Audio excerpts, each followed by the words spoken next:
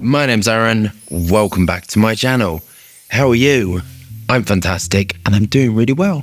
And today I am reviewing Tom Ford CAFÉ Rose. So this is the 2023 version. Please leave your comments below as to why he went from the little black bottle to this. Very, very curious as to what it is. So I'm going to say I love Tom Ford. I think some of the Tom Ford creations are amazing, and I always really want them to hit it out the park, do something exciting. I really, really do, because they did. And in my opinion, some of the latest things that we've had have been, disappointing. The peach one I didn't like. The three roses I didn't like. The rose prick I did like. So there's not been, do you know what I mean? Kind of like I just really, really want them to take it there, and I'm excited to see this. And I love CAFÉ. I love coffee in the morning, and I love rose. Rose is my most favorite sort of thing. So CAFÉ Rose is £106 for 50 ml. Fragrance family is floral. The scent type is warm florals. And the key fragrance notes are rose, essence, rose absolute, and coffee. So not much saying that at all. Okay, it says the essence of rose and dark coffee reveals sensual depth, while ylang ylang, I love ylang ylang. Ylang ylang excludes an opulent florosity. Coriander, patchouli and cardamom is fused with a spicy warm to intense resins and sandalwood accords. Goodness, don't read if you're dyslexic. Do we have our bottles? Oh no, it's plastic. Do we have our bottles of CAFÉ Rosé by Tom Ford? Are we engaged with the higher self? Let's get testing. Let's have a look at the atomizer. That's okay. I think my favorite ones so far were those BKD atomizers, and mine, but those I think were just totally great. I really feel like when a company as massive of these starts putting out plastic caps for something about £100, I think I should take a mark off. I'm not going to, but it annoys me because it looks like metal and it should be metal. What am I expecting? I have no idea. So let's just get into the review. It feels wet, so there's a lot of water in this. So this is an EDP, Eau de Parfum concentration. Very nice. So this is rose, done really well. Very inoffensive. Coffee nuances. Lively, bright. Doesn't smell like an abuela fragrance. So with rose, if you're really, really careful, too much phenyl ethyl alcohol, citronellol, linalool, without other things, can smell like an abuela fragrance. So this is on that line, I would say, smelling like a nice rose fragrance. I think it's very nice. I think I would have bought this if I didn't have my career and my job and my own range. I think I would have bought this, but I would have bought it as a day fragrance. It smells very day. It doesn't smell particularly night, dark, sensual, radiant, heavy. And there was advertising when we flew to Mexico in the airport.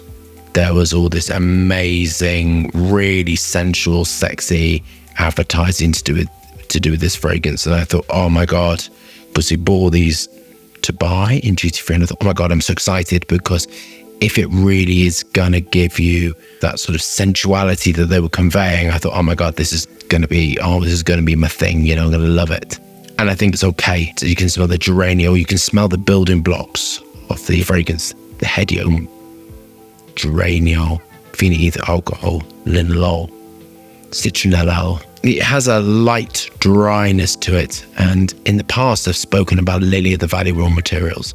And Lily of the Valley raw materials are an ever-increasing range. They're always bringing new ones out, and they all do different things. And they're quite inexpensive because they're quite simplistic smelling. They go in everything. They go in fabric conditioner, and they give you that white floral note. And you have different ones that do different things. Lirol was banned, and hydroxycitronellol, I think you have to label, is an allergen. But there was one which is a light, dry version called Latrillis. And Latrillis, very pleasant because it's so dry, green. That one's used in quite high amounts, and that on its own can give elevation because it's quite dry and cutting. beta ionones helping to dry this out. This is quite a dry formula. So I'm going to describe it like this. Dry rose, metallic harsh, clean white musks to help give it some backbone. Beta ionones to help give it a woody violet sort of feel to it. But I'm not really detecting coffee. Yeah, a little bit.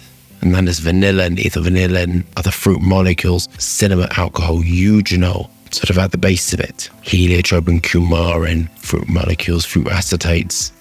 That's at the base. Very linear now. There's no morphing and changing for this. It's a very nice scent, but I think it's great for a sort of a day scent, but I'll get into that in a minute. Sandalwood, patchouli, coriander, lemon, pink pepper. All of these things are helping me lift and bite to it. So this is quite a dry, metallic, slightly violety, fruit nuance, some sort of beautiful naturals chosen in. On to my final thoughts.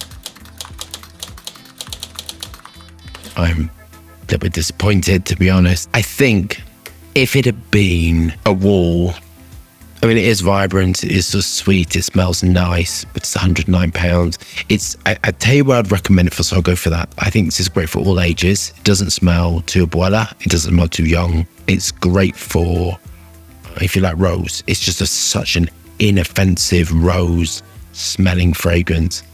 This is great for the office, Ina. This is great for day off. This is great for putting something on when you want to smell clean and fresh. It's not too floral to smell too feminine. So I think men could absolutely nail this. It smells a little bit like, because the high amounts of lily are the value raw materials, like rose fabric conditioner. It's kind of got that thing to it, which I really love and I always appreciate and I really like. I can just really remember clearly the advertising, and it was very sensual, and I kind of thought, it's going to have a lot of dark notes to it. It's going to be sort of patchouli based. It's going to have sort of vetiver in it. It's going to be smooth and round. A lot of muscone-like raw materials, lots of nitromus, exaltone in it, quite high amounts of exaltone in it, vanillin. In my head, that's what was going on. It had the most sensual raw materials, and give you that sort of expansive nature to it. And what it smells like is a really nice, inoffensive, light green rose with some sort of coffee, chocolatey nuances, but very sort of low down. I like the dryness to it as well, but it's not. This is the thing, you see, if you advertise something as sort of women writhing around, I think that's what she was doing. She was spraying herself and writhing around like it was the most orgasmic thing you should ever smell. I kind of thought, okay, this is gonna be,